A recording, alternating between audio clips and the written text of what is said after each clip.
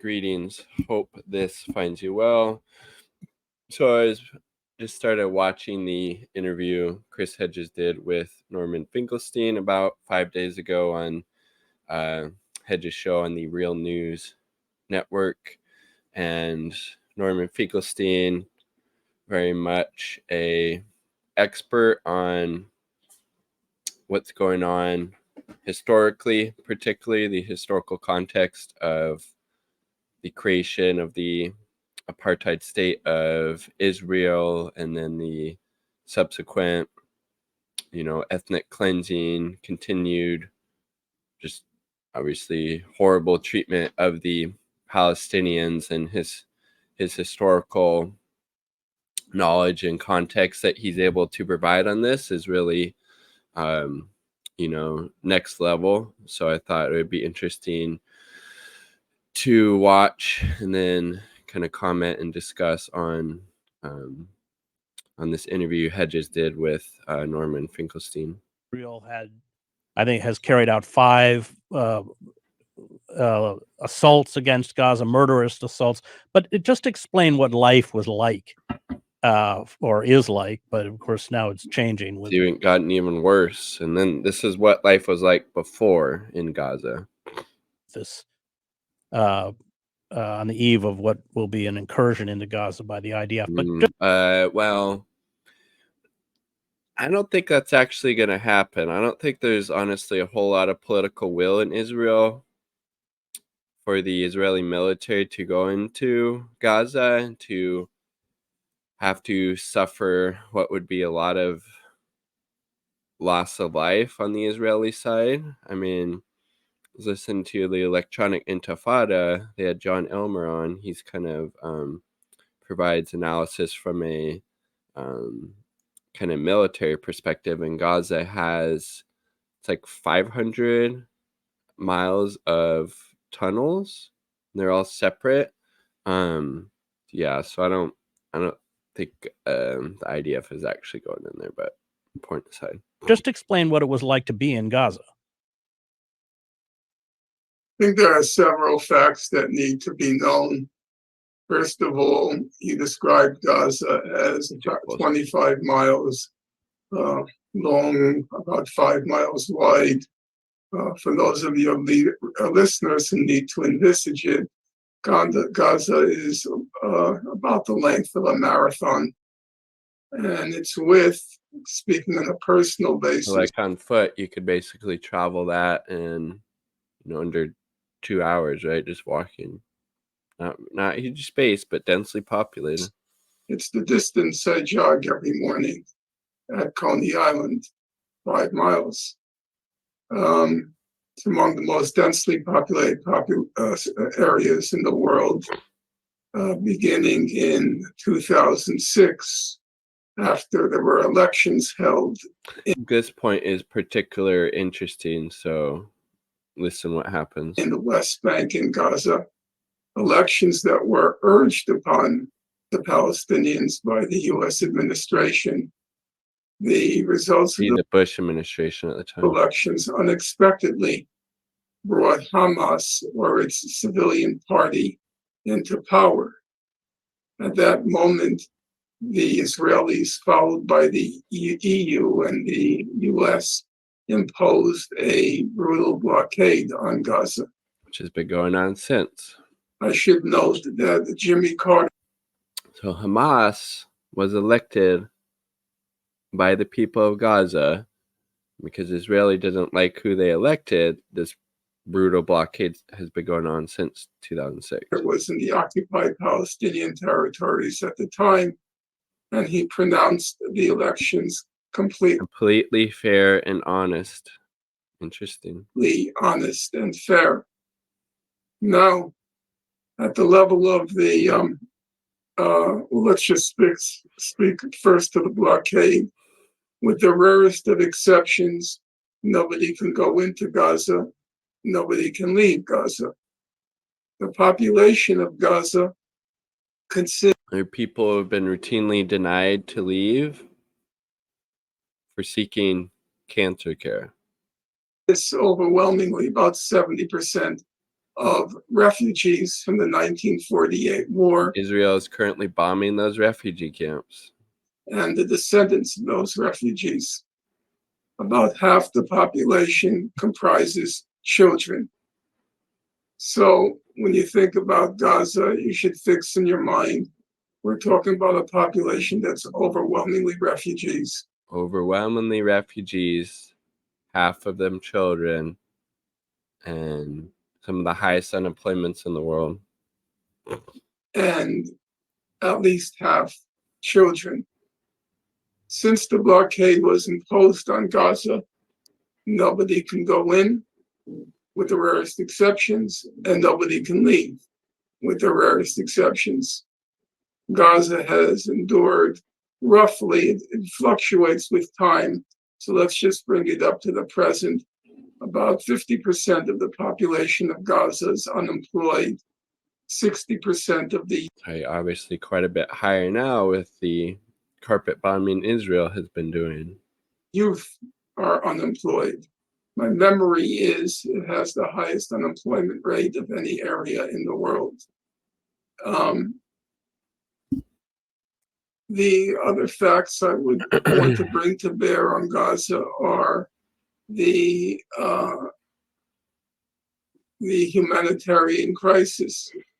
The international humanitarian organizations have over time repeatedly described Gaza as suffering from, quote, severe food insecurity. Now, if you take all of these discrete facts and you try to come up with a comprehensive picture, I think it fluctuates or vacillates between two images or hovers between two images. One was the one pronounced by the UK's Conservative Prime Minister, David Cameron. He described Gaza as an open-air prison. That would be one pole of the spectrum. The other pole of the spectrum would be Baruch Kimmerling, the eminent Hebrew University sociologist, who described Gaza as, quote, the largest concentration camp. The largest concentration camp ever. So I think it's fair to say that that situation has endured for approximately 20 years with variations. There was a period when Gaza wouldn't let in virtually any civilian products. Chocolate was prohibited. Not Gaza, but Israel. But yeah, I kind of misspoke there. Potato chips were prohibited. Chicks, baby chickens, were prohibited. There was a period when Israel literally calibrated the number of calories each Gazan needed just above the starvation level. I mean, think that is just the depravity of the apartheid regime knows no bounds, does it? What you might call starvation plus, and didn't allow in any food beyond that starvation plus calibration. So that's been as I said, with minor fluctuations over time, that's been the situation that the people of Gaza have had to endure these past 20 years. But that's only half the picture. That's what you might call the flora and fauna of Gaza, as it used to be called in encyclopedia entries when they wanted to describe an area of the world. But then you have to add in another element, and the other element is the periodic massacres Israel launches on Gaza. Now, it's been which since October 7th, 2+ weeks now, going on into the third week. So yesterday it was, I think, 5,000 plus people killed, probably tens of thousands injured, hospitals bombed, churches bombed, apartment buildings leveled to the ground, houses leveled to the ground, ambulances bombed, border crossings bombed, several thousand children dead. A lot more than 5, but I'll tell you the truth, Chris, I can't even remember them because there are so many that tries I made to commit them. And he has quite the memory, so that just, yeah. To memory, I'm unable to. So I'll limit myself to 2 of the massacres, the ones which are best known. First is Operation Cast Lead, which ran from December 26, 2008, December 26, 2008, to January 17, 2009, with Amnesty International called, in the course of the operation, it called, in a voluminous report it issued, the 22 days of death and destruction. In the course of those 22 days, Israel killed about the 22 days, 1,400 Palestinians dead. It's day 18 maybe of the current Israel massacre against the Palestinians, and over 5,000 are dead. I believe somewhere around 2,000 children. So the scale of the current massacre is unparalleled in its level of death and destruction, which is just really sad and sickening on every level. 1,400 Palestinians, of whom 300. Again, those are just numbers, but behind every number is the actual human being who's either dead, murdered, or injured, some very severely. 50 were children.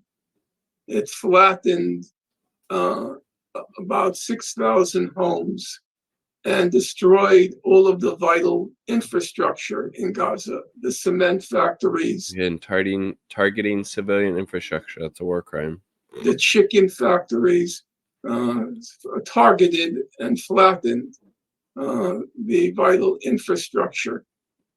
Then, fast forwarding past several massacres, one was the massacre in the Mavi Marmara, the humanitarian ship that was heading towards Gaza. Then there was the massacre in Operation Pillar of Defense in 2012. And then there was in 2014, August 2014, there was Operation Protective Edge. And in the course of Operation Protective Edge, Israel killed about 2,200 Palestinians. Which again, they've killed double that now, and I think even 4 times the amount of children in a little over 2 weeks. 550 children, and committed such dramatic destruction in the infrastructure of Gaza, destroyed about 18,000 homes. But beyond the 18,000 homes, Peter Maurer, who was at the time the president of the International Committee of the Red Cross, he went to Gaza after the Israeli assault, and he then said, quote, that in his entire professional career, now bear in mind this is the president of the ICRC, so his job is to tour combat zones. He said in his entire professional career, he had never seen such destruction as was visited on Gaza during Operation. If you went there now, you'd probably have to, change and amend that statement, right? Protective Edge. And then we'll get to one more massacre, not because it stands out in terms of numbers killed, but because it speaks to one claim that's constantly made against the people of Gaza and the Hamas leadership. So in 2018, I think it was March 31st it began, but I could be wrong. I think it was March 31st. In 2018, the Palestinians despairing, the Palestinians in Gaza despairing, but also responsive to the exhortations of the international community, the Palestinians attempted a nonviolent, the Great March to Return, and he'll probably describe what happened to them. Gandhi-like, civil rights movement-like resistance in Gaza, what came to be called the Great March of Return. And Palestinians overwhelmingly, non-violently, now I'm referring to the first 6 weeks, because a major massacre occurred. Israel committed a major massacre on May 14th, and that changed the character of that nonviolent resistance. So what did the Palestinians, who attempted to follow the exhortations of the international community to try nonviolence, what was the result of it? Well, there was several human rights reports. The most exhaustive was carried out by a distinguished committee commissioned by the United Nations. I think it was the Human Rights Council. And it found that, and now I'm quoting it pretty much verbatim, although I've not looked at it in quite a while, Israel targeted, remember we're talking about nonviolent demonstrators, it targeted children, it targeting children who were protesting, marching non-violently, trying to bring attention to the plight of the Palestinians in Gaza. They were targeted. Medical personnel, it targeted journalists, and it targeted disabled people with disabilities, you should say. People first language, but people, Palestinians who were in wheelchairs and suffering from other kinds of physical disabilities. And not surprisingly, in particular, after the massacre on May 14th, 2018, the nonviolence quickly, though not entirely, but quickly petered out. So if we fast forward till today, or till October 7th, I think the fair thing to say, not engaging in hyperbole or exaggeration, and I try not to because I think the truth speaks for itself. Indeed. The Palestinians in Gaza were left there to languish and die. I had a lot of respect. I did at one time, but that since has been gone with respect for Bernie. For Bernie Sanders. And I still retain that respect because you have to judge a person as a whole.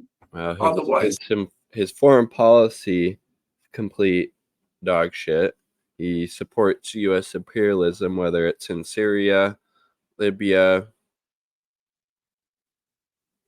Yugoslavia, and he's the sheepdog for Democrats. But everybody fails the test of pristine morality.